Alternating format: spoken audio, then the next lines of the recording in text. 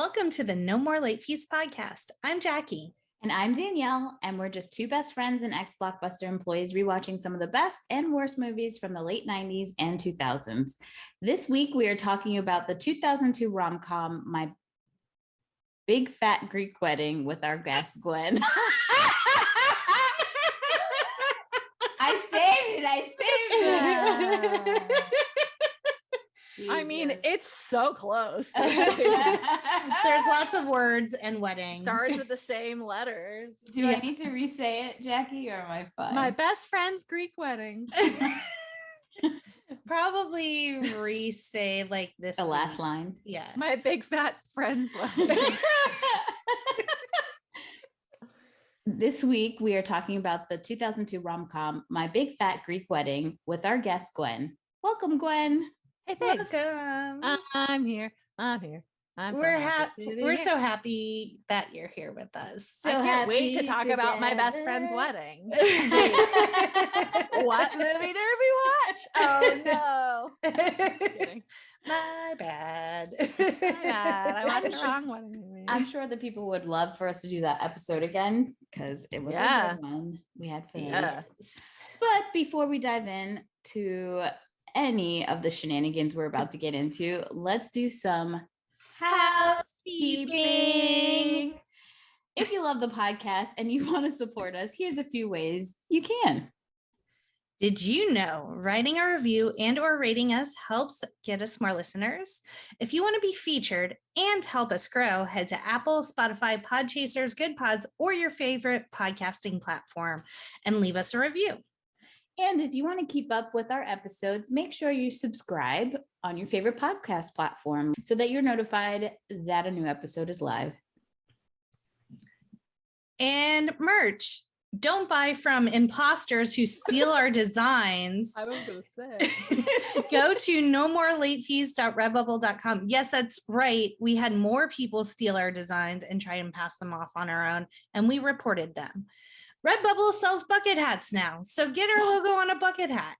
Because that's not scary.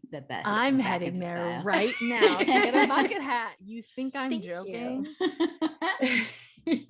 Well, let me give you a little synopsis of My Big Fat Greek Wedding. Everyone in the Portokalos family worries about Toula, still unmarried at 30 years old. She works at Dancing Zorba, the Greek restaurant owned by her parents, Gus and Maria. After taking a job at her aunt's travel agency, she falls in love with Ian Miller, a teacher who is tall, handsome, and definitely not Greek. Toula is unsure which will be more upsetting to her father, that Ian is a foreigner or that he's a vegetarian.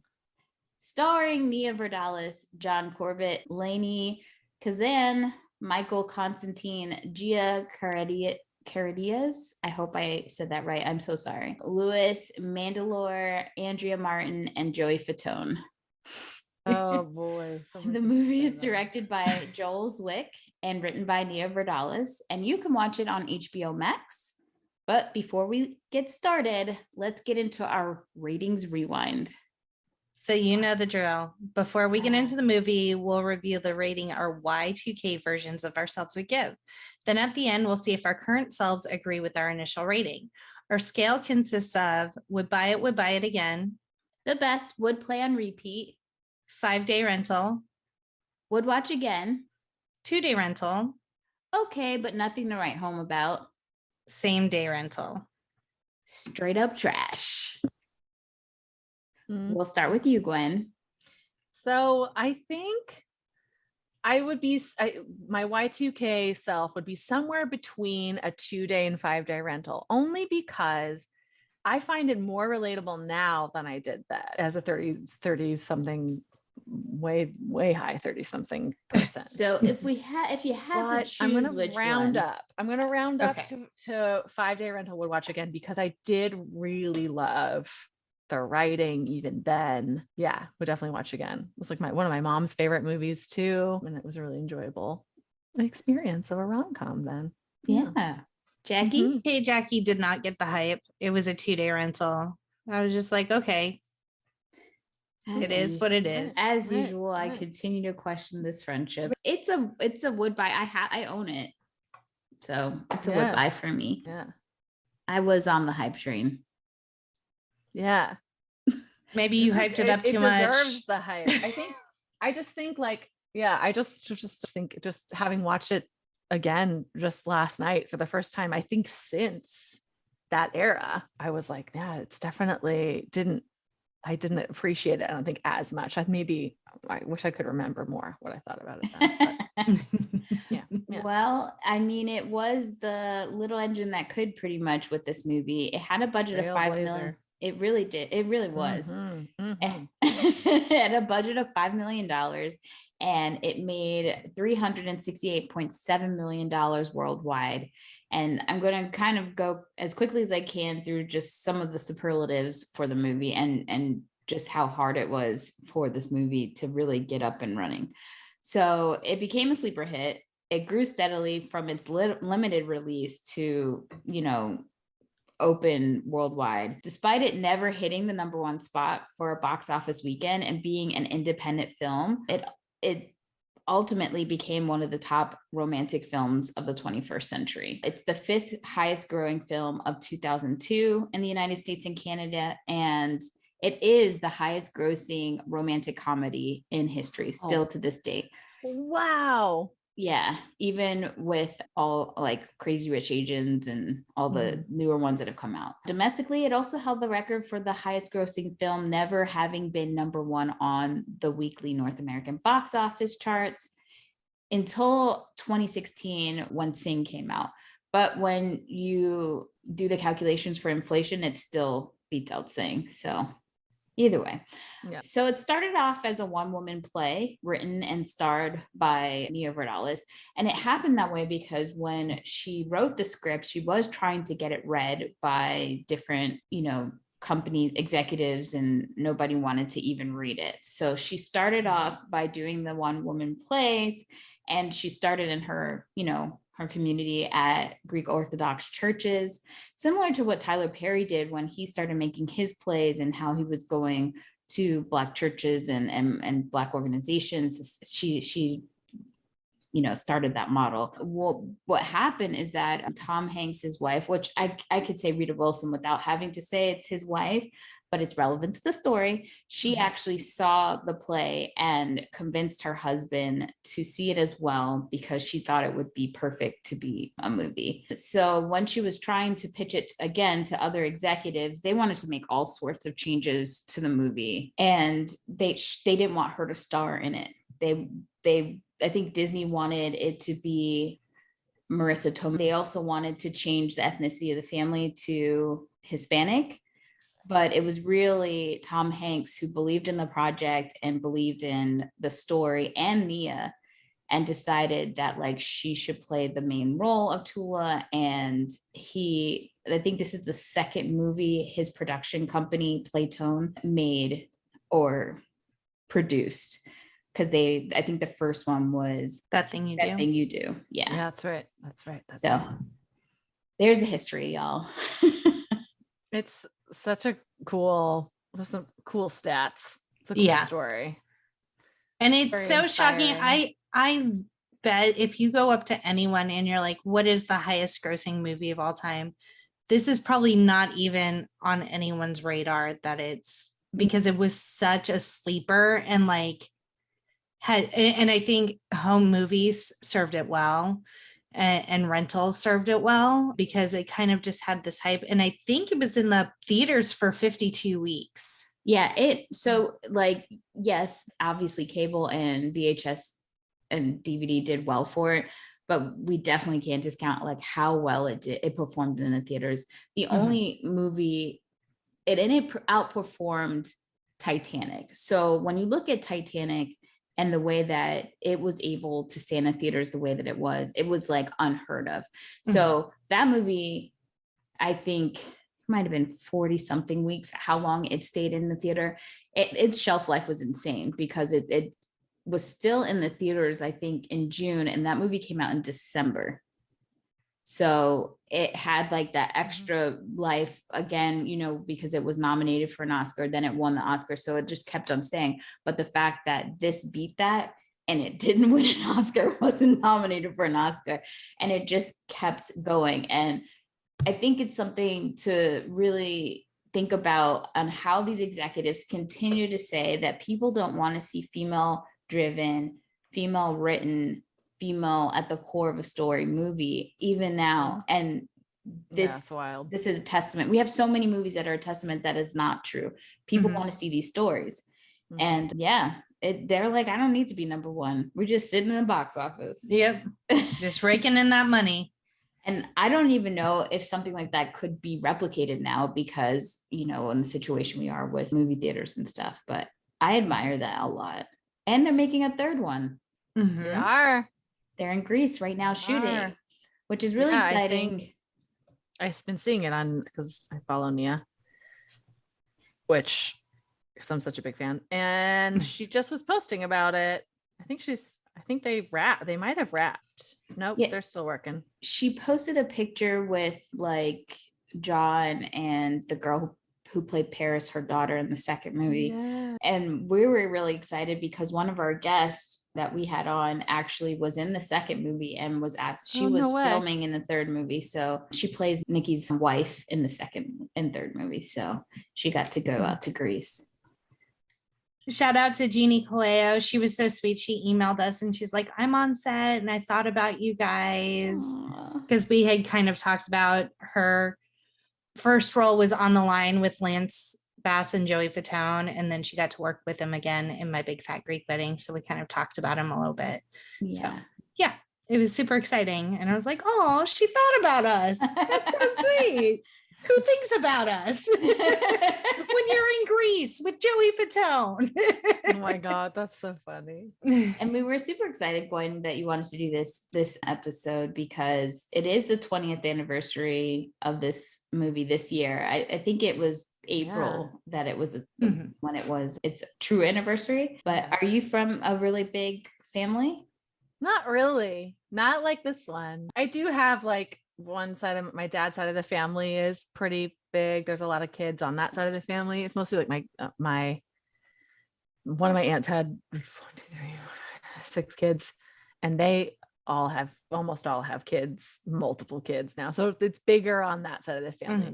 My mom's side of the family is much smaller. Yeah. So not quite like this, but like, no. And I don't really want one this big either. I also love that this is another rom-com that takes place in Chicago. They filmed in Chicago and in Toronto, but the story actually takes place in Chicago. And when the movie starts, you see Gus, the dad, and Toula in the car in rain in Chicago, heading to the Dancing Zorba's restaurant. And it really does set the tone. It really does.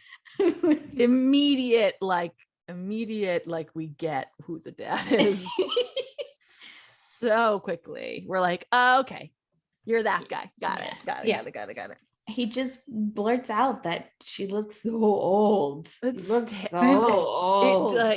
made me shiver. And shaking in my boots. I can say, being from an immigrant family, that it just seems to be the one thing that unites us. Most immigrant families are just very blunt. It's toxic. I'm not going to say it's healthy. It's just very, I say what I'm thinking, and you just have to have a really thick skin about it. But you know, it comes from love, so you don't, feel too bad. It does prepare you for the world, because no one can say anything worse than what my family has already said. Oh my God. Yeah. But is your family really large like that too?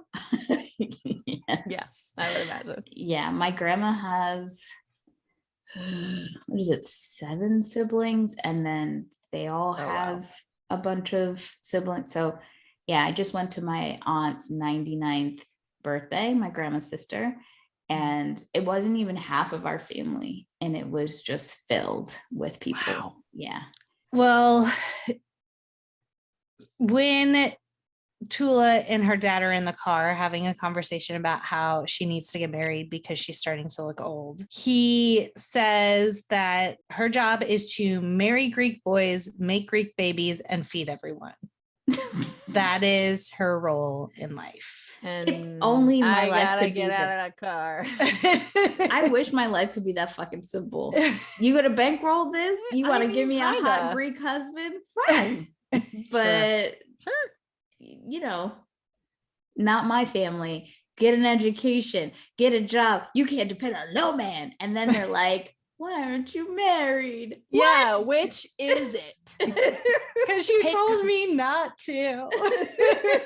I've been busy trying to get an education and then paying that off and then having a job. And yeah. Oh man. And then I just wrote down rude dad. I wrote very simple notes. Not really. It's pretty long. And then we see this flashback of Toula growing up, and it's like kids making fun of her food because it's different than like everyone else's Lunchables and PB&J's. It was typical for the time period in which Toula grew up. So now I see these kids being, it's like celebrated to bring ethnic food, and like I think the exposure is different, and people, you know, of course, white people co-opted, I love ethnic food all of a sudden. But like when I was growing up, if, you know, I remember I would say like, oh yeah, we had goat, I would get slaughtered. You know, if you brought anything home, like I had an Indian friend and she brought food, people would make fun of her and say, they'd be like, what's that smell? Yeah, it was a real thing. I would bring a tuna sandwich and it would make me paranoid. Yeah. The poor kids that actually had food that was not the standard food, that like wasn't a fucking stupid sandwich and yogurt and milk or whatever. I don't know, what did kids eat? Lunchable. I never liked those. I didn't either. It was questionable meat. I'm like, yeah, no. I agree. I was like, this looks like a countertop. I don't know. Yeah. Danielle slowly hides her Lunchable right now. As she takes a bite of it. But Jackie was rocking the cheese sandwich. Like that's what she chose to eat every day up through until I graduated. Yeah, cheese sandwich. I recall those cheese sandwiches. Yeah. I mean, bread and cheese, you really can't go wrong. and Miracle Whip because Caucasian. I fucking hate Miracle Whip. That shit is the worst. It has its applications. It does and not. A cheese sandwich was one of them. It does not. Give me mayo or give me death. I don't want this fucking Miracle Whip. It's a miracle they whipped that shit up. Give me real mayonnaise. Yeah, I don't even know on everything. What is it supposed to be? Is it like it's low technically a salad dressing. So it's mayo with spices. What spices? Oh, please. Yeah, what now spices? What? I'm looking this up right now. What spices are in Miracle Whip? In Miracle Whip. There's salt, paprika, spice, and dried garlic. No. Spice? What the fuck is that? It's just the ingredient. There's no ingredient called spice. It just says spice. What in the caucasity? It's a mayonnaise alternative that was developed in 1933. Jesus, I need that. She's been around for a while. I'm putting it on my list of going back in time and what needs to change. Slapping the shit out of the person. It's right just there. High fructose corn syrup and water and soybean oil. It's just like an alternative to like, but it's it still has eggs in it. So I don't know. Yeah. If you guys have an inclination as to what purpose Miracle Whip what serves, the fuck is up with Miracle Whip? Please let us know. Please. I got half a jar in my fridge right now. So we also learned that growing up, Toula had to go to Greek school, learn how to speak Greek, and learn all of the Greek things. So now we're back in the present day. She arrives home and we see the exterior of the house. Isn't it something? It's something. It's something. So there are Greek statues everywhere. I'm not mad at that. No, like I love it. a kitschy statue garden. Yeah, sure. It's fine. Yeah. And then they pan out to the garage door, which is just a giant Greek flag, It's hilarious. as if they didn't know Hilarious. that a Greek family lived there. And their house, the styling of their house even has like the Grecian columns on it. Mhm. I think she says like they modeled it after the Colosseum or something like that. Love It's it. very so extra. And We find out Dad's affinity for Windex at this point. he has an affinity for Windex and spouting off very false narratives of his nationalism for Greece. Yeah. At one point, he spouts off that the Greeks invented or Pottery. and created economy, and I was like, bitch, Yeah. you know that the ancient Greeks were moseying on over to Egypt, learning what they could, come back. And I know it was like a rule that they weren't allowed to bring outside ideas. So I understand the co-op to an extent, but no. I remember I got in a fight with one of our English teachers in high school because Good for you. she was spouting off about like Greeks started everything and they were the beginning of civilization and all this other shit. And I was like, bitch, what? She was all not those happy history with me. classes that were sus. Yeah. Nobody really knew. What teacher was this? I forgot her name. Okay. But if I see that bitch on the street, she goes, "Damn." You better take back that history lesson. It's wrong. She was an English teacher and was still fucking up. Yeah. And then he also likes to point out the derivatives of Greek words or English words that are derived from Greek. Like kimono. Yeah. Etymology. He's just doing etymology. Yeah, and I he mean, is. so many words in the English language do come from Greek, but not everything. Like, it's ridiculous. No, it's very funny. Yeah. It's so dumb. Ron and I started playing a drinking game at this point in the movie where we decided every time they say Windex and every time they say Opa. Ooh. I love that. Windex we weren't sure if it was going to be enough.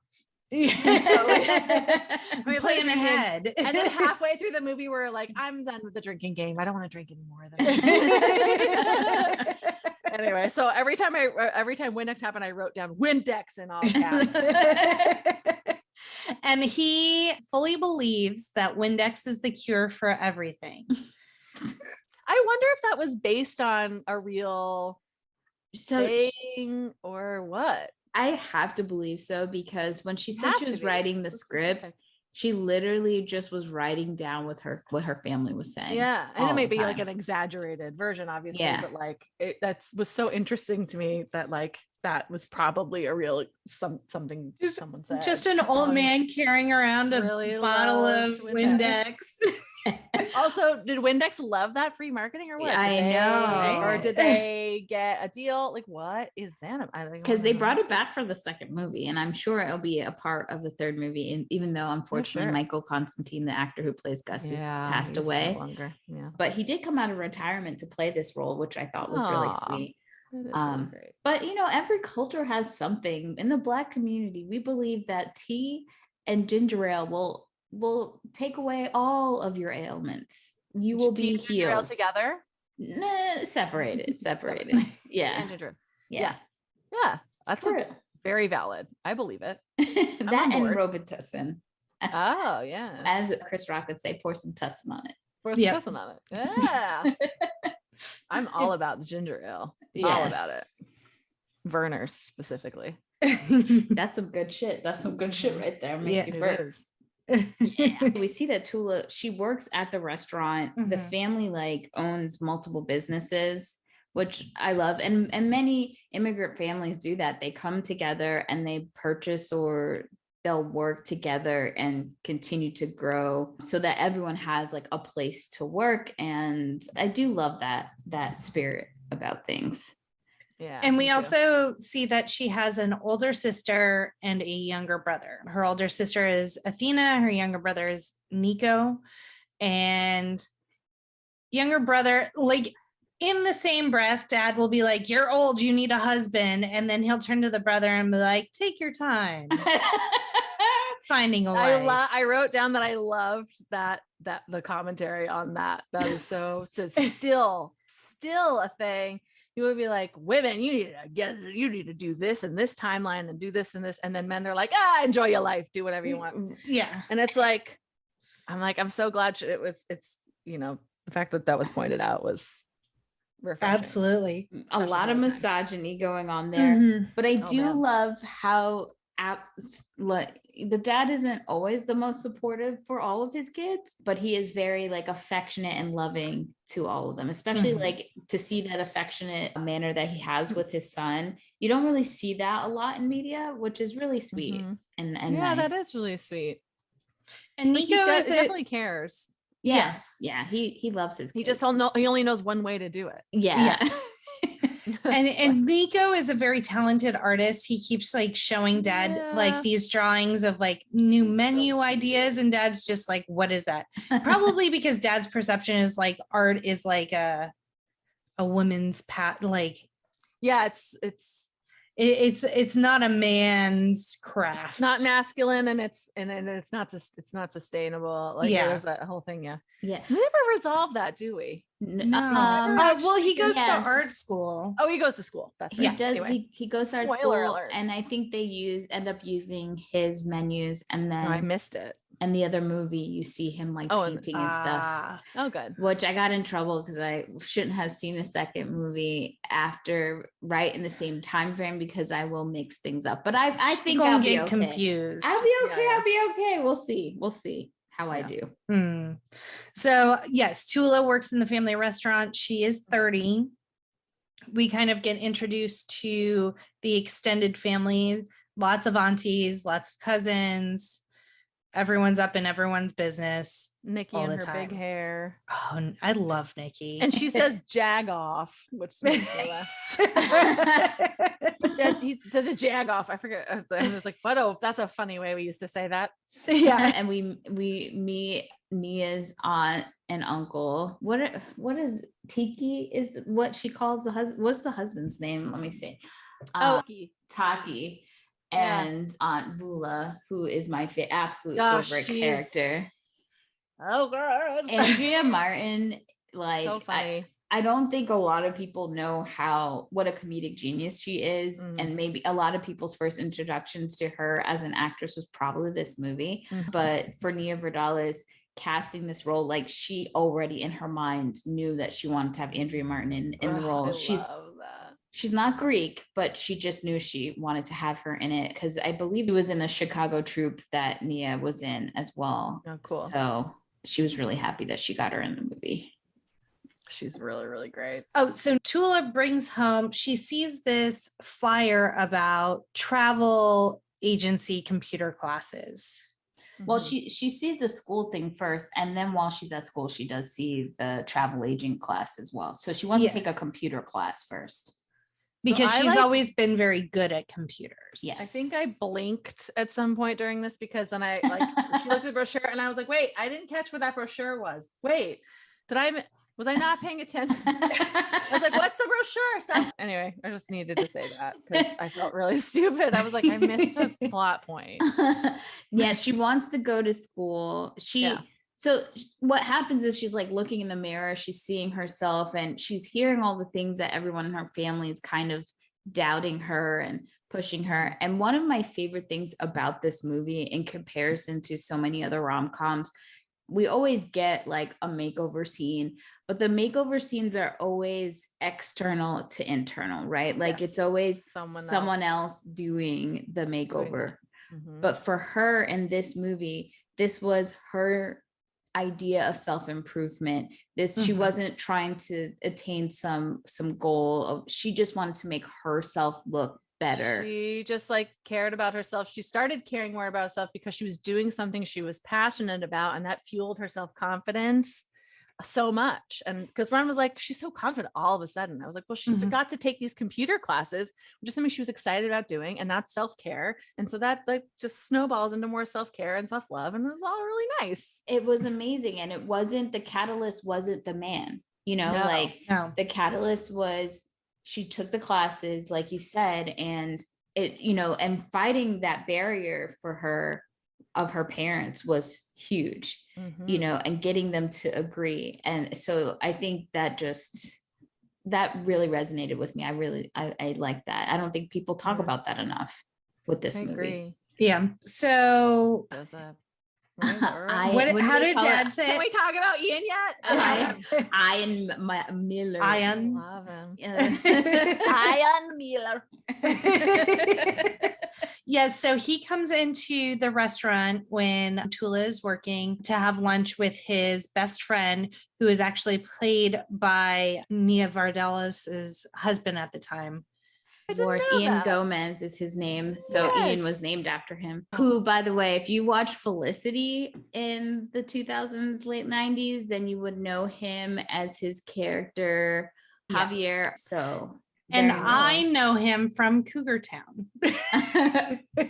Oh my God, I forgot about Cougar Town. I love Cougar Town. That is a slept-on show. It's really so good. They just named it poorly. They should have. They did, and they made jokes about it. Like later, they were like the very poorly named Cougar Town. Yeah, we name it this. It's evolved into something else. Yeah, it's so good. Anyway, getting back to it, this is prior to Makeover, right? Yeah. It is. So like she catches Ian's eye even before the self-discovery happens. And it's because like she makes it like she's funny. He laughs at her joke. Yes. Which I love. It was so cute. I even joked, I wrote down right after he laughs at her joke and she walks away. I was like, what if he just said, I bet I could make her over and make her prom queen. That's what you expect. Yes. Like, we're so used to being like, hey, you know what I think I could do? I'm gonna make her hot and take her to prom. But he didn't do that, and he didn't. And he could have taken her to prom because he does work he's a teacher. He is a teacher. Oh, that's right. It could have easily turned into adult. She's all that. Yeah. Which like ready for it. No, if you haven't listened to that episode, you need to go back and listen. That's right. Because I was on that. That's our very first episode with Gwen. I didn't do that on purpose. It's just, it's a trope that you've there. So self-promotion. And by the way, I was on the She's All That episode. If you haven't listened to She's All That by No More Late Fees, that's your song title. Anyway. So we see Toula is now doing her hair. She gets contacts. She starts wearing makeup. She's her own independent woman, has the confidence. She goes in and she her mom knows how to work her dad. So she's like, hey, and she's sitting with her mom and her auntie. This is my favorite line in the whole movie. And you know what's so great is that this line, I think, actually came from her mother in real life. Of course it did. It's so good. So Toula approaches her dad about going to college or taking these classes at school. And her dad is like, absolutely not. You need to focus on getting married and having babies and blah, blah, blah. So apparently education, even though I believe education is a huge thing in Greek culture, but okay. So she's crying. Obviously her mother doesn't want to see her sad. And she's like, don't worry, I'll take care of this. And she was like, dad's not going to let me go. And she was saying that like dad is like the head of the household. Like if he says no to something, he's the head and we're the neck. Right. Like she's like, let me tell you, he may be the head, but women, we are the neck and we move the head where we like it to go. And that's so good. And then she pulls, and this must, again, like I don't know, like Jewish moms, Greek moms, Jamaican moms. Well, my grandma doesn't, my mom doesn't do guilt stuff, but like the guilt that they're able to use as a weapon, she like lays it on him and backs him up into a corner. And she's like, oh, so I'm not good enough because I'm not smart now. Like she just like completely, and he knows he's in shit. He knows he has no choice at this point. that he's gonna have to cave in because now she's mad. And the way she walks out of the room after this, like it seems like it's an argument, like she's really upset, and then she just walks away. Like, she's just smiling. I just love it. Love it. It was really good. Also, there's a part where Toula says, "I got all A's in computers," which is a line you don't hear anymore. Yes. I just thought I was like, wow, that's right. We used to have to take computers class and computers. It is really funny, like how the entire family pretty much doesn't even understand. It feels like this foreign thing. And so it does remind you that you are watching a movie in 2002 and that this is not like, we haven't been taken over by smartphones and laptops and all that other stuff. It's crazy. Yeah, it was wild. So after Toula is allowed to go and take her computer classes, she takes a seminar on computers for travel. And so her aunt happens to own a travel agency. So she's like, would you hire me if I took this class? And her aunt's like, absolutely. And they have to formulate a plan to get dad to let her go work at the travel agency and not at the restaurant. And so this is where my favorite line comes. It's just what is your favorite line? Where she goes, where they're at the restaurants and they're like, wait, they had sort of talked about what the plan was. They were going to convince the dad. And she goes, oh, how is business at the travel agency? And she kind of realized, oh yeah. And she goes, oh, woe to me. And it's just so good. She's like, it's really bad. No, my business, it's so hard. Yeah. And it works. It works. I love that the mom is like, Maria's like, bitch, that's not what I told you to say. Like, you're laying it on too thick. And now Gus is like, wait a minute, business isn't good. And then she's like, oh, well, no, it's really that I can't be with my husband at the dry cleaners. And, the whole scheme is that pretty much no one else knows how to use the computers. And so they switch things around with the family so that Nikki goes to the restaurant. Angela goes to the dry cleaner and the mom goes to the dry cleaner. So Toula can go work at the travel agency. The travel agency. She's got it down. Travel agency, bitch.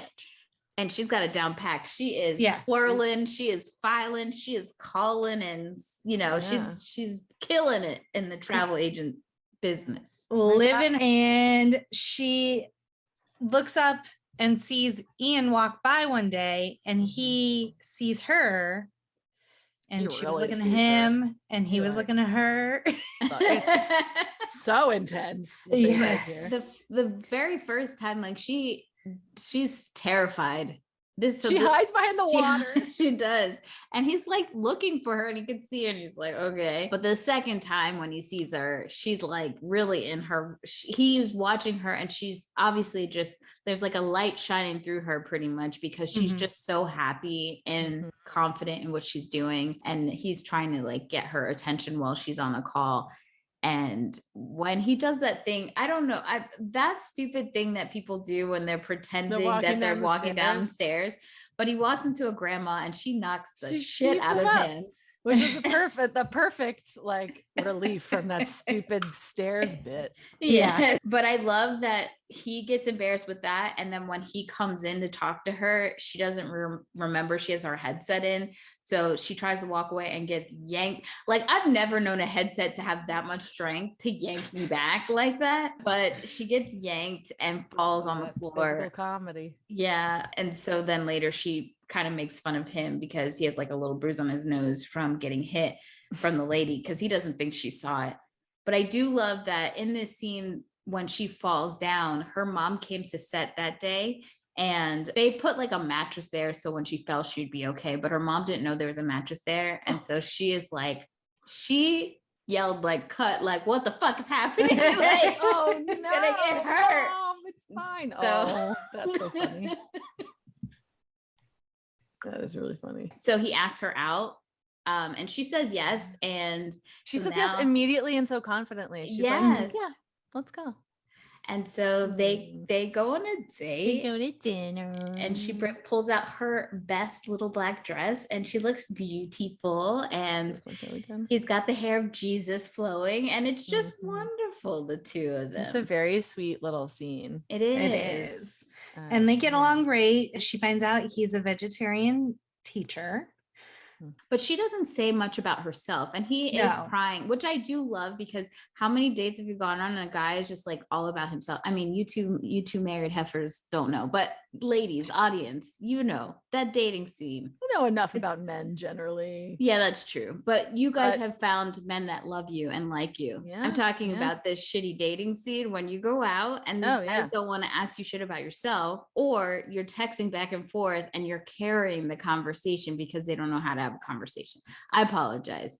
I don't hate on my this is a very valid rant. Yes. And it's important. And it was good that we had a representation of somebody that was not awful in this movie. He does a lot of wonderful things. He's amazing. He says a lot of things you don't that I wasn't expecting him to say. Because I'm used to like hearing about, you know, all the horror stories of dudes. Yeah. And he's like, I don't remember Frump Girl, but that part was so sweet. Like it clicks for him. I don't know what you're talking about.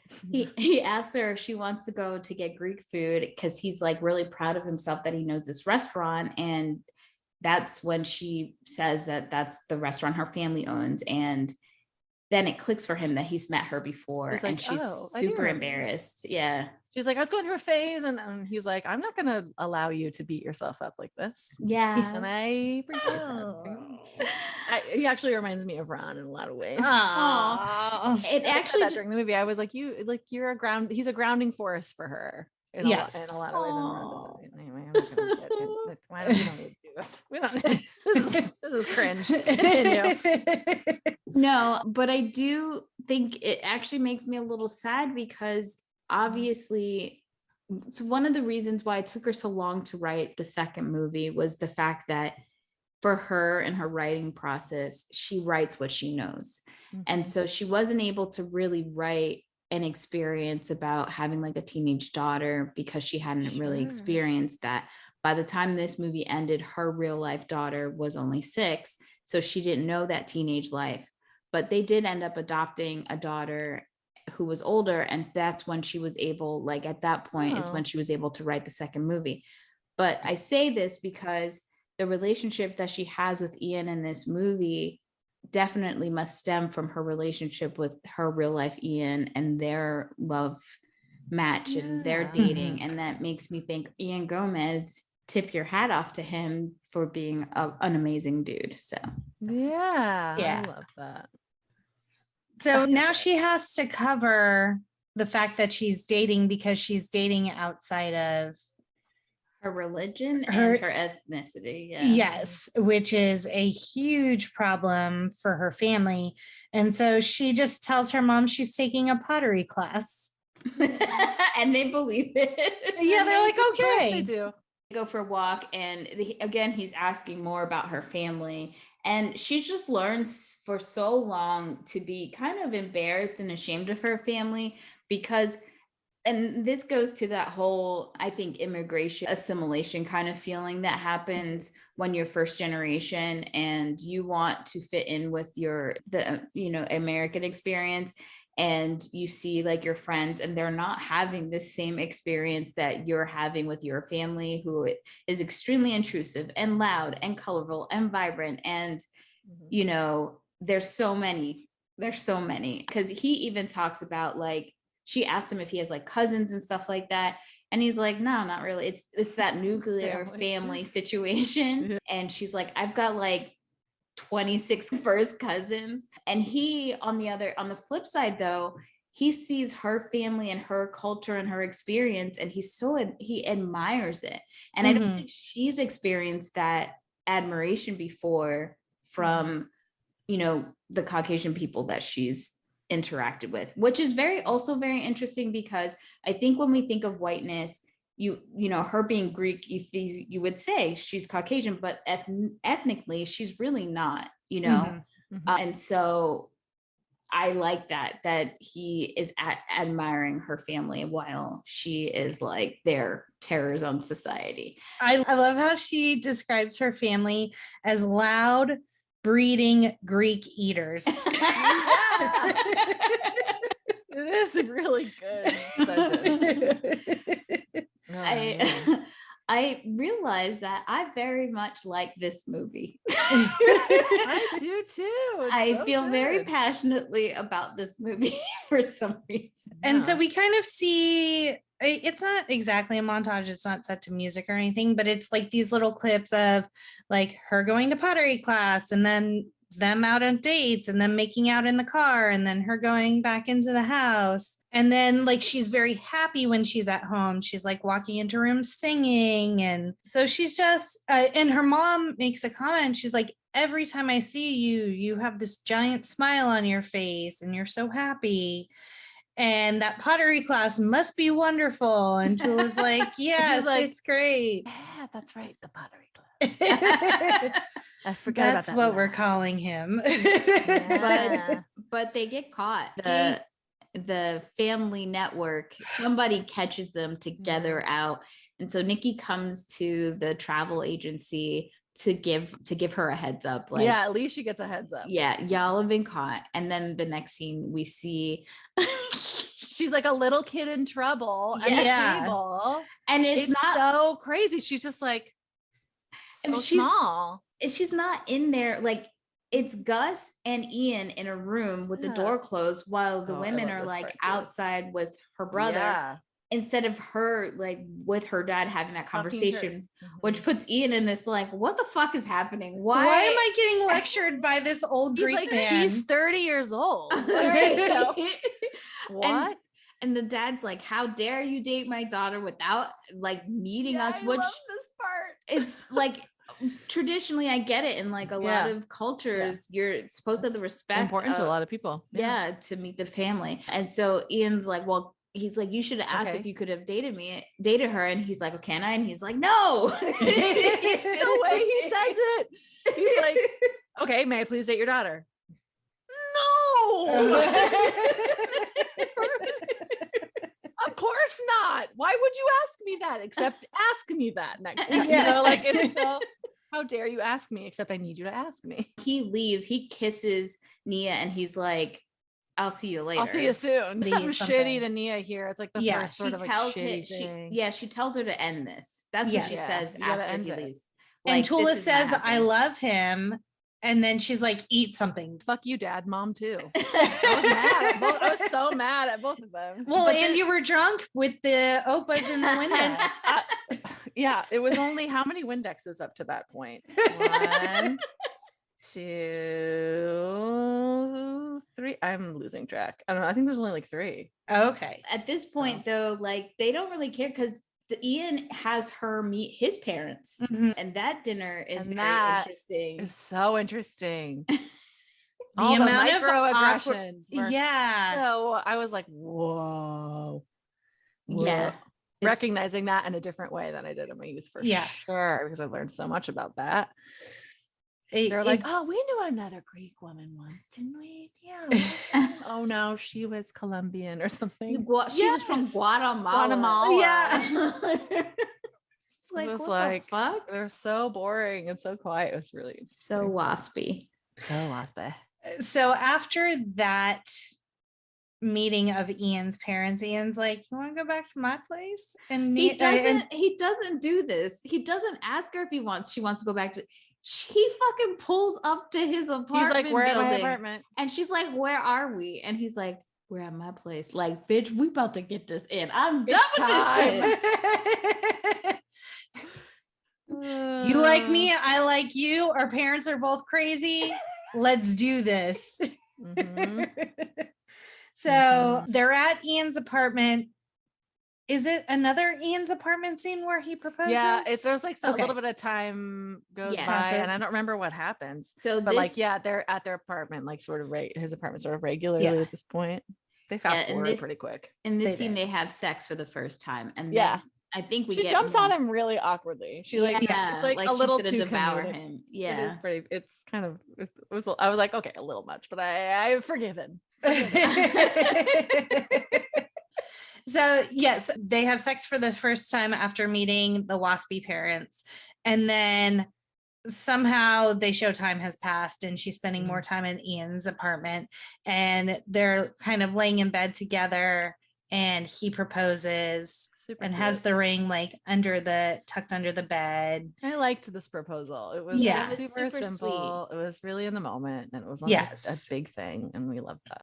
But like while this is happening, like while they're continuing to date, Gus has these random nasty looking Greek guys come over for dinner. Yes. To like try to get creepy old guys. Like they're all creepy, and like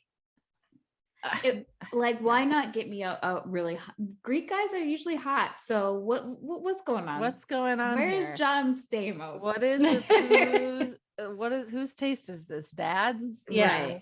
Yeah. So that's all happening, and Gus thinks he's getting somewhere with that, and then she comes home and she's like, we're getting married, and then Gus is even more upset that he didn't ask for permission to marry her. Like, well, we knew what you were going to say. Yeah. So.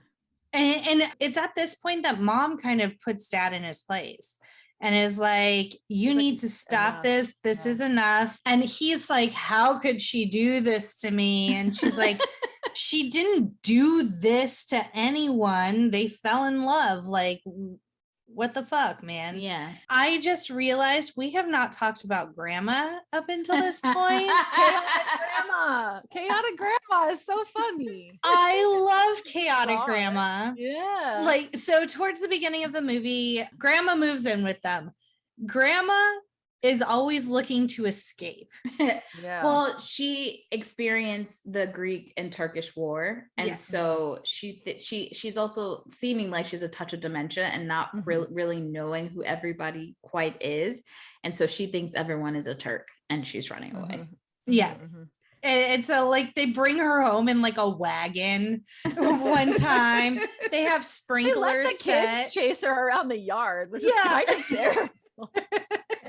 But it's really funny though. They like have the sprinkler set that if she walks outside, they go on to make her go back inside. It's just chaotic grandma, and I love her, and I wanted that to be my background, but there wasn't a very good picture of chaotic grandma. She didn't get enough screen time. She didn't. I really loved her. If you want more chaotic grandma, you should definitely check out the second movie. Yeah. So they're in full wedding preparations. They have to get married in a Greek Orthodox church, which means Ian has to be baptized. Poor Ian's like in this inflatable kiddie pool full of oil. I know. What I love about this is that, like, she's feeling anxious because she's always pleased her parents, and she's never, like, she has been doing so much stuff to go against her parents, or challenging them and trying to live her own life. And it's like, when you have immigrant parents, I don't know if they say it in this movie or not, but that you do this huge thing, you make all these sacrifices so that they get this experience, but then you don't want them to like actually live this life that you've worked so hard for them to build. And she's so ingrained with her family. Family is so important to her, and she loves Ian, but she has this immense guilt and feels so bad because she does know the sacrifices her parents have made for her to be able to live in America and have a better life. So she does say to Ian, like, look, I feel so bad because my dad looks so sad, and it will mean a lot for them if I'm married in the Greek Orthodox church. At first she's like, let's elope. Because she's so stressed out. The school. Yes. They make out at school, which okay. I was surprised that she did that, and like that he was okay with it, because I'm like, bitch, I'm at work. What are we doing right now? But he was very loving, and he's like, look, I don't have any connections to my fake Christianity or he doesn't look like he goes to church or anything like that. No, just a country club. Yeah. Yes. So he's totally okay with converting. And so that they can have it at the church, so her parents will kind of like take it down a few notches, which Yeah. I think is sweet. And this also was really sweet was, you know, her like sort of looking at him getting baptized, going like, at some point he's gonna realize I'm not worth all this. And then the little brother goes, you are worth all this. Yes. Really, The I love relationship that so between much. those two. Those two are adorable. And that Yes. actor, I love him too. He was so great. If I might be wrong, but I believe he was in the running to be Joey. On Friends. On Friends. And I also love when she's like having her freak out in the school. She asks him, why do you love me? Like, because she's not feeling worthy of his love and his compassion and his understanding about her crazy family. Mm-hmm. And he said, I came alive when I met you. And I was like, that's like the sweetest thing that anyone has ever said ever. Yeah, there's a lot of sweetness in this. There is. And he does say, I'll do anything it takes for them to accept me. Oh my God. He goes to the restaurant. Dad's talking to Ian. This is when they decide that he's going to get baptized. And then he like sits up and he's like, I'm Greek now. Like he's like so happy. Can we talk about how cousin Nikki is his godmother? Yeah. And that she's That's responsible for greasing him up. And she looks like she's having way too much fucking fun doing that. I love it. I love cousin Nikki. Yeah, I do too. And I think she appreciates that Toula's gone rogue, because up until this point, she was probably the black sheep. And then she's like, oh, look, partner in crime. And she wasn't overplayed. She wasn't overdone. It was really, I really liked that she's an over the top character in like some ways, but they didn't like beat it with a dead. What is that? Beat a dead horse. Terrible Not phrase. with a dead horse. Just beating a dead horse. I think all that feels better. Are very similar in that way. Like they're all over the top, but they're contained. It doesn't feel like they're caricatures. Still real. Yeah, exactly. Yes. Yeah. I did look it up. Don't make too much of a meal out of stuff. Yeah. After they're baptized, then they go to the restaurant for the celebration, and like everyone getting to. Oh no, it's Easter. Right? No, they have to meet the parents. His parents. His parents come over for a quiet dinner, which is the whole family, right? Right? And they all go, "Oh my God, you're engaged! We never thought it would happen. Never, never." And this is one of my favorite scenes because Nick's mom brings a bunt cake. And like she gets really aggressive about the pronunciation of bunt cake, and I'm like, "Whoa, whoa." I'm not that serious. And then she's like, oh, a cake. And she's like, why is there a hole in the cake? There's a hole in it. So in the scene behind me is when where she puts a flower, and then someone in the background goes, she fixed it. Or you fixed it. And I love like how his parents are having absolute culture shock, and they are like bringing them food in their face and all sorts of stuff, and then they just start drinking that, and she's like, oh, licorice, but like they never, because they're polite wasps, they never say no to alcohol. And so and then they're just like fucking hammered. I was very uncomfortable when they did the drunks like sort of vision. I was like, I didn't sign up for this. I don't want to feel drunk right now. Stop it. I'm dizzy.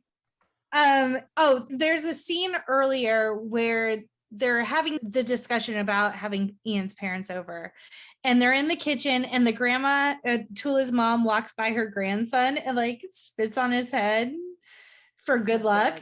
And so like you just get it, and like everyone is just like, yeah, that's what we do. That's what happens. Yeah. I do love that when Easter comes around, because it's like a huge celebration there at the restaurant. Yeah. How like the entire family just swarms, because that, I think the Easter scene does happen before they meet the parents. Mm-hmm. I think you're right. I think I might have gotten that switch. I was just looking at my notes going, I don't know when that actually Yeah, the Easter scene does happen first, because there's so many groups of people. Yeah. They swarm Ian, and they totally push, like they push Toula all the way to the back. She is a spectator, and they are just like eating this man up. Oh yeah, you're 100%. right. Because I wrote down Joey Fatone, not as good here. Does boy band, he does boy band style Greek dancing. Yeah, okay. Yeah. Yeah. And that's when they say no, we never thought would happen. Yeah, you're Yeah. there. Yeah, okay. And then also at the party where they meet the parents, Nico is kind of initiating Ian into the family. And so Ian's trying really hard. He's like, how do I say this? How do I say that? And Nico is telling him say shit like, I got 3 testicles and stuff. Yeah. I don't know. Does he? I don't know. Does parents are so the first time they meet him when they're at the Easter dinner, they threaten him. So Nick's they're like, we'll kill you. We'll kill you. Yeah. And then they continue that. Like I have a gun. And like, yeah. Okay. Whoa. Which I love because I think every male family member should do that. In my family, it's my female members that do that. Mostly my younger sisters. I've had both my younger sisters. I like that. Yeah, they're scary. My little sister is small, but she's scary.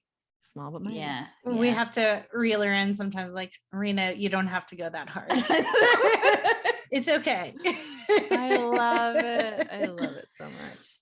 So we forgot the best part of the meeting the parents party, where the aunt is talking to them about her babopsy. Yeah. Yep. Her neck twin, the neck twin, babopsy. And then they say Opa 5 times after that. And that's when Gwen stopped taking notes. That's when I was like, I'm out of wine and I'm not anymore. I would like to give a huge shout out to my high school friend Maria for really inviting me to some of her family functions in high school because she was Greek. Just FYI, the technical term for what Aunt Vula is describing is a teratoma. Oh. Because I know it's weird not shit. They found teeth in a spinal column. Oh, woe to me. So Crazy. we also, in one of these scenes, somewhere in here. Somewhere in here, Nikki comes in is like, hey, remember that fabric? Someone made earrings. Dresses. Oh, by the way, here are the dresses. And she pulls them out and they're like, they remind me of the dresses that everyone wears at Shelby's wedding in Steel Magnolias. That's a great wedding movie too. I forgot about that one. Like it's very form-fitting, lots of boobs, butt bows, lots of tulle. It's a look. And Toula is just like, what the fuck? I did not agree to Yeah. I remember my mom like loving that part. She thought that dress was so funny. Oh, it was so funny. The bridesmaids dresses. Oh my God. It was like her favorite. Like I just remember her going on about that, how funny that scene was to her at the time. And Toula is just kind of like, it's very silly. Whatever. Like she doesn't choose her wedding dress. She doesn't choose her invitations. Really care enough for me. Yeah. She chose the man, and that's all that matters. That's right. And I like getting hitched. That. Yeah, like she's not about control. She's like, the invitations, mom's like, oh yeah, I ordered those 2 weeks ago. And they just have the Greek flag on the front. And they misspelled Ian's mom's name. I love that. I forgot the dad's name, but it was Harry. It's like Brad and Harriet instead of Harriet. There's a reference later on at the actual wedding when they're going to dance and the dad says, come on, Harry. And I thought that was super cute. And I'm like, oh, look at the parents being with it all of a sudden. Okay. One of the other things that we missed at the Easter dinner that is one of my favorite lines is when Ian tells the family he's a vegetarian. And Vula's like, it's okay, I make lamb. And then she's like, I make lamb. It's fine. She doesn't understand that whatever that is. Which I think is interesting because in Greek culture, yes, I feel like they do eat a lot of like veggies and stuff like that. Mm-hmm. So it's not. Yeah. I don't know. It doesn't seem weird to me, but grilling cheese and cheeses. Yeah. Protein.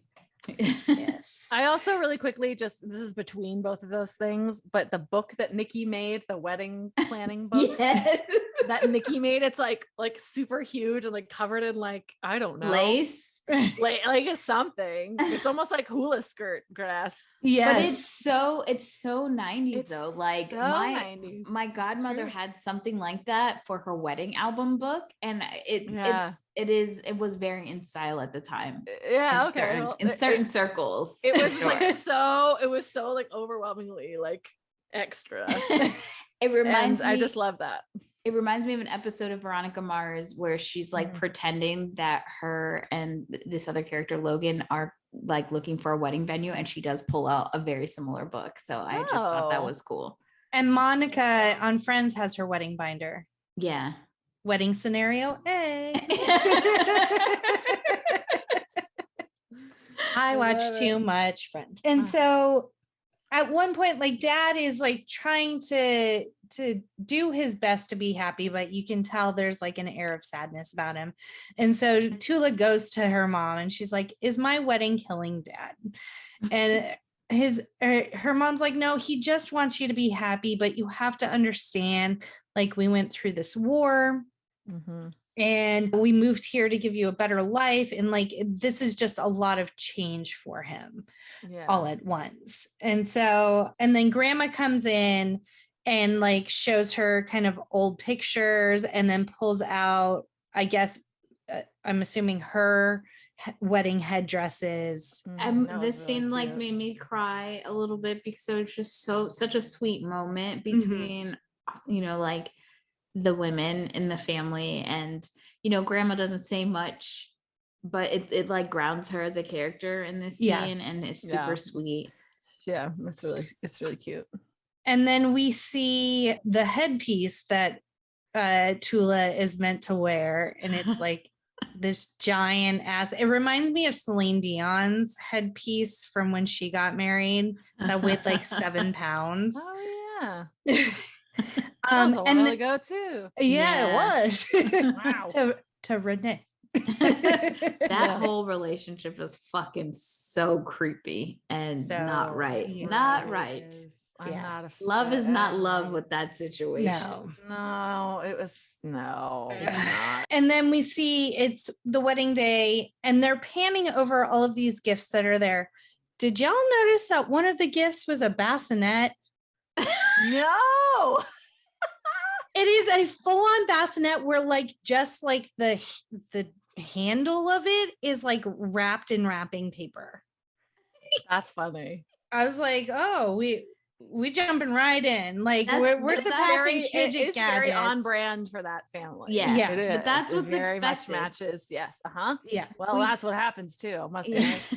But we don't talk about how like Athena, her older sister, has 3 sons, is also pregnant in this movie. And by the time we get to the second movie, she has 5 kids. So like she is doing what is expected of her. She also nags the hell out of her husband, as seen at the Easter dinner, which is hilarious. Yeah. So Toula wakes up to a zit. Right here. Which is my background. Oh, that's great. I wrote. Yes. And then immediately followed by Windex. Yes. What did you just put the Windex? And then she's like, it's just a mosquito bite. And everyone else is like, that's a zit. I love how the whole house is just filled with all the women, and that Nico and the dad are there and they get yelled at. Of course, Nico has the Polaroid to take pictures of everybody in their, you know, pre-wedding glory. So they all want to beat him up. And mom is having this conversation with Toula about how they're lambs in the kitchen, but tigers in the bedroom. While Vula is plucking mom's chin hairs. She's like, last one. Ew, please let the beat down to your face. Such a good line. That line is directly from her mother in real life. Oh, I believe it. She said she threw up and then wrote it down. That's great. So now they put the dress on her. The photographer's there. There's a million hands. She's ready. She says, I look like a snow beast. Yeah. Because it's just, the dress is a lot. It is. Oh my God. There's pearls and lace and It's bows. poofy. Yeah. She's taking up space in that dress for sure. She is a presence. And she has so many bridesmaids. This part cracks me up. They go 2 by 2, like they're getting onto Noah's Ark down the aisle.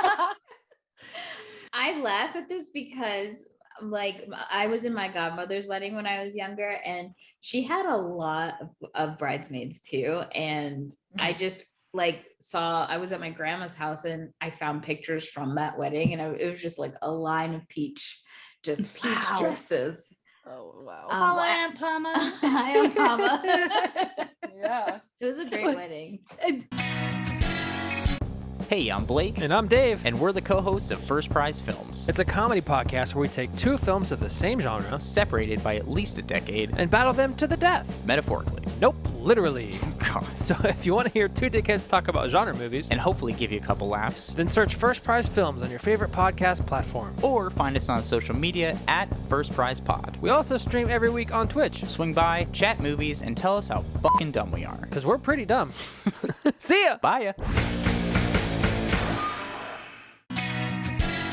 So while Toula is walking down the aisle, everyone's spitting on her because that's how you do. And nobody on the inside was filled in on how this wedding works at all. No, Nobody not told at us. all. I do love that in the second movie, when there's another wedding, Ian's mom is extremely excited to do the spit because she's like, I've been waiting forever to do this. Yeah. Oh, I love it. And all of the people in the bride side at the wedding are all members of Nia Vardalos's family, which I also Really? love. Yeah. I love that too. I didn't know. 'Cause it was when I was going, who are these people I haven't seen yet? And I'm like, oh. You wanted to make the family look huge, but that's like there are really people. Yeah, they're really her family members.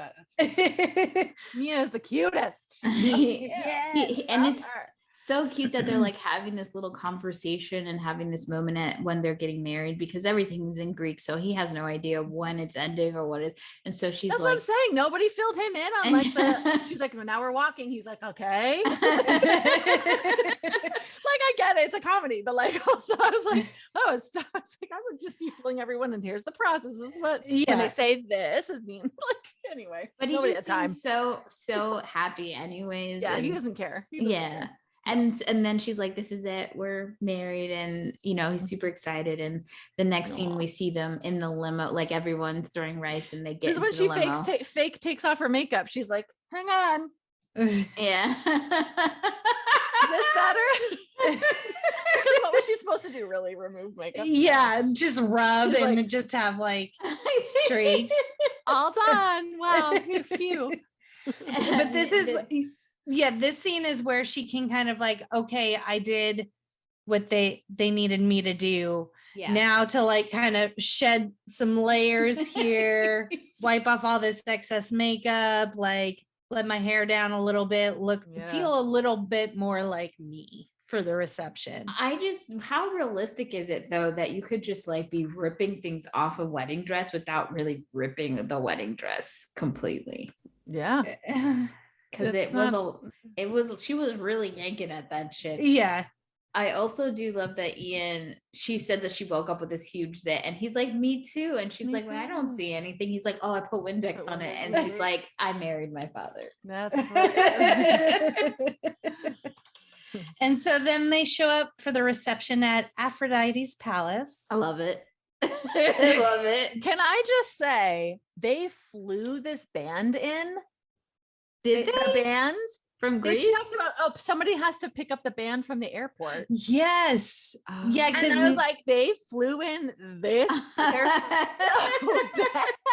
I was like, they flew them out. well, So and funny. me in my Commitment. planning brain, I'm like, no one was in charge of picking up the band. Like the bride just gets a phone call on the wedding day saying the No, band's here. go get them? She gets the call and then she shouts downstairs, and I'm assuming one of them takes care of it. They remind Nico when he's like, after he takes the pictures of everybody and they're like, get the hell out. She's like, don't forget, Nick, you have to go pick up the band from there. Yeah, that's right. That's what it is. Yeah. I would have been like, no one's in the car yet. Yeah, like, why am I getting this call? Somebody be on this already. I do love this part of the movie so much when the dad makes his speech. It's the best. And like, he of course goes in, you think he's going down his normal path of just like talking about Greek words and Greek this and Greek that. But what he does is he takes Miller, Ian's last name, and what Portokalos means, which is orange, fruit orange. Yeah. And he breaks down Miller's last name, which is apples. And he says that pretty much that they're different, but they're both fruit. And he kind of makes a joke about it. And it's just super sweet that he has brilliantly written. And yes, so satisfying to hear that from that character. Yes. And it's genius. I just loved it so much. It was so good, so heartwarming, and that like he found common ground. And then, you know, it is tradition for the bride's family to give a gift. And you can see this part where Nico is actually explaining this to Ian's parents, what is about to happen. Mm-hmm. And I cry every time because they bought them a house. So like, yes, they're a pain in the ass. They are a pain in the ass. They are annoying. They are pushy. They're loud. But at the end of the day, they love her so much, and they just want the best for her. And you know, really, it's just such a beautiful moment. It's lovely. Although the house is next door to their next door. Ron and I said a lot about this. We were like, remember the days when you could just buy somebody a house? Oh, yes. I literally wrote in this economy. And then also like, we were like, oh, I think it's next door. And then like, what if they didn't even see it? But like the gesture is just so big. Yeah. And actually it's almost funny the way Ian goes like, oh my God, they bought us a house. Like it's so like he's just so, his breath's so taken away that it almost sounds like understated for like but it's really big gesture, and it means so much. And in the second movie, you see that the entire, like, her brother has a house next door and her sister has a next, so like they all live down that row. They just own that road. What luck.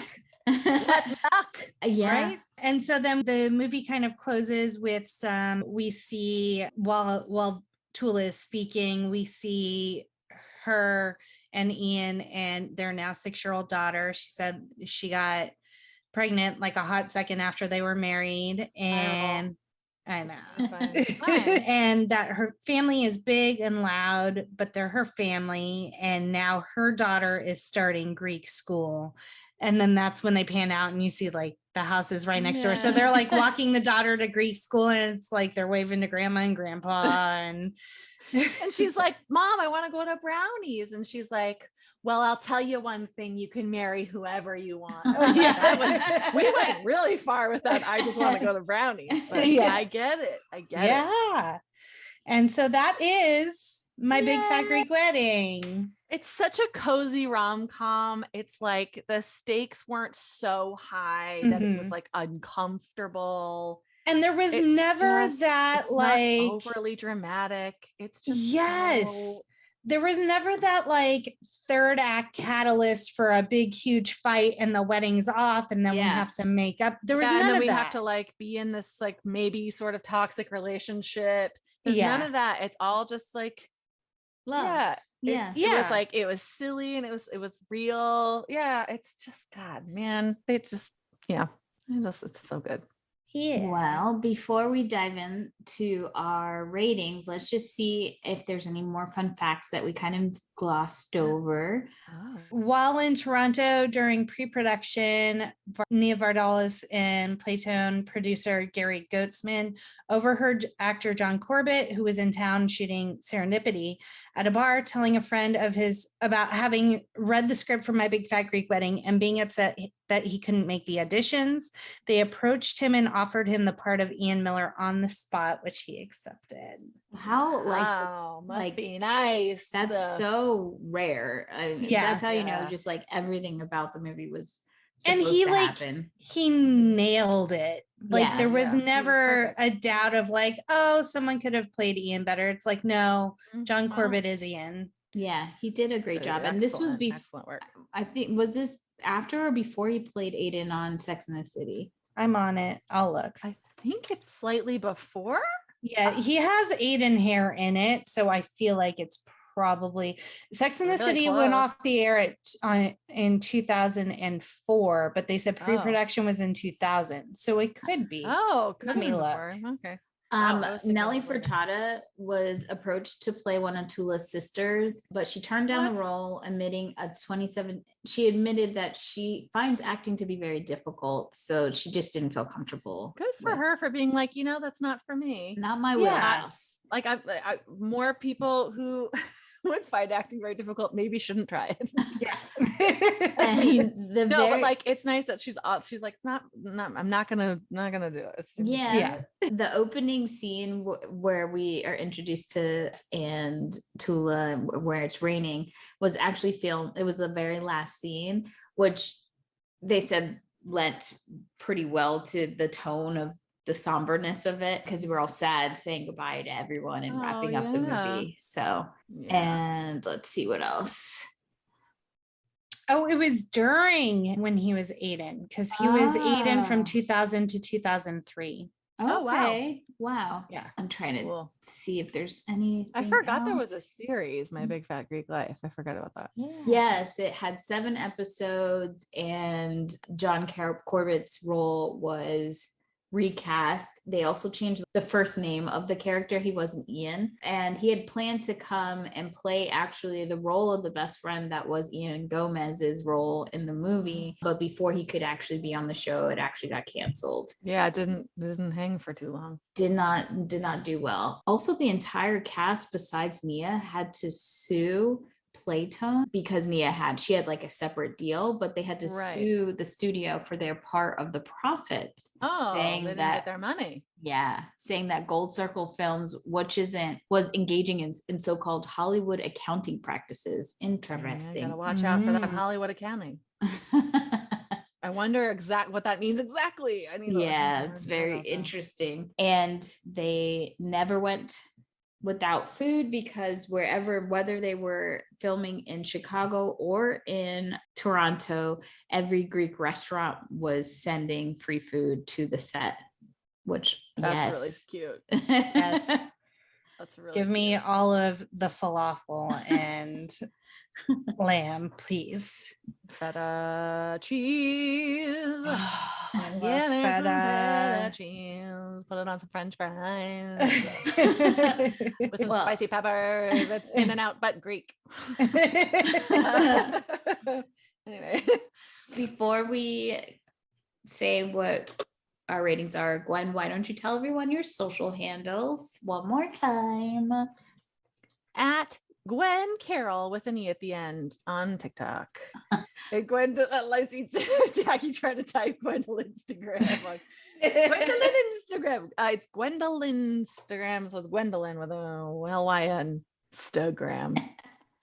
That's it. Is it YN? Have fun. It is YN. Okay, And then take off the other IN and then you've got it. got it. Gwendolyn. I did Instagram. it. It's And a pun. if you I love guys it. have any insight, or if we got something wrong, or whatever it may be, We don't want to hear it. it. Don't tell me I'm wrong. No, please do. Then make sure you hit us up at No More Late Fees on Facebook, TikTok, Twitter, YouTube, Instagram. They're everywhere. We are Yeah. everywhere. All right, Gwen, I'll start with you. What is your today rating of this movie? I have started a shrine to this movie in my bedroom now. Is it just 100%. Windex and It is Windex soaked newspaper clippings from 2000. Would definitely buy it. Like, this is a top-notch movie rom-com that I'm so glad I watched again. For me, it is a 5-day. I don't get, I think, I don't know. I don't get as sentimental about like movies like this as Danielle does. So, I mean, it's a good movie. I enjoy watching it. I'm not going to rush out and buy it. Okay. Well, for me, I mean, there are movies that I feel like are more nostalgic, but this movie I'm sentimental about because it feels so, I relate to it a lot. I mean, I think that's how most people, obviously I haven't had a big fat Greek wedding yet, but I do have a very huge immigrant family and I can relate to the character of Toula to an extent. And I loved how loving the family was. It's a would buy for me still. So glad that we watched it so that I can now have permission to watch it more, because I try my best not to watch some of my favorite movies on repeat because I know we want to keep it fresh for the podcast. And I can like, all right, put it back on. And I'm very proud of Danielle for not confusing the first and the second movie. I did very well. I remembered a lot in this episode. This is my best episode yet of remembering things. You only called Toula Nia a couple of times and you got all the names right. Yeah. So, she is Toula. I mean, she wrote it. Yeah. It's based on her life. And if you have any other input, hit us up at our quick drop, 909-601-6653, 909-601 and MLF. Twat us at the Twitters or leave a message on our Anchor FM account for our international listeners. And you can be featured on a future episode. Join us next week as we shape up for Bend It Like Beckham. And as always, be kind and rewind. And Nia, if you're listening, I love you. Bye. Bye.